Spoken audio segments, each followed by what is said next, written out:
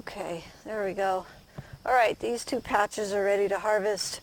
That one, that's our transplanted one, looking good, and we got a bunch of seeds up. So we had a good week in the lettuce patch.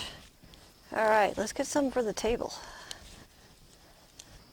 Okay, here's our lettuce harvest for the day. It's just perfect. We're in the vicinity of 2 pounds. That's great.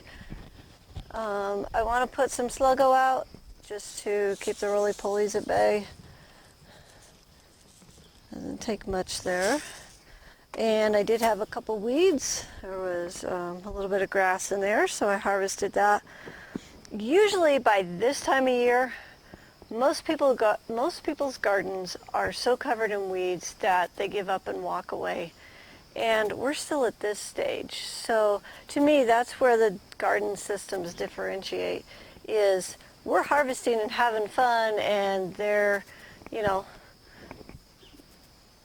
what would you call it? Let's call it chest high in weeds. Look at this height, or eye high or something. Anyways, not many. So, you know, have a garden that's fun. This is the way to do it.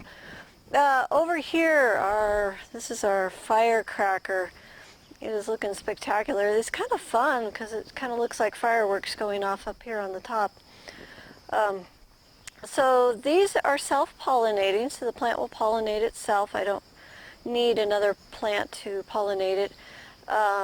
This is kind of like a dandelion, but not quite. So it'll have the yellow flower, and then we're going to get the seed pods on here. So we're going to watch really closely for the seeds, and then we could pick off each pod and save it, or we can harvest kind of the whole head and put it in a bag and let it mature.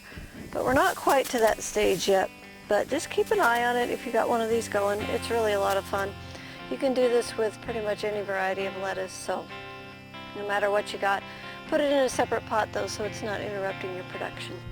Okay, we got one last thing to look at. That's our carrots, and then we'll look at the harvest. So let's go take a look at the carrots.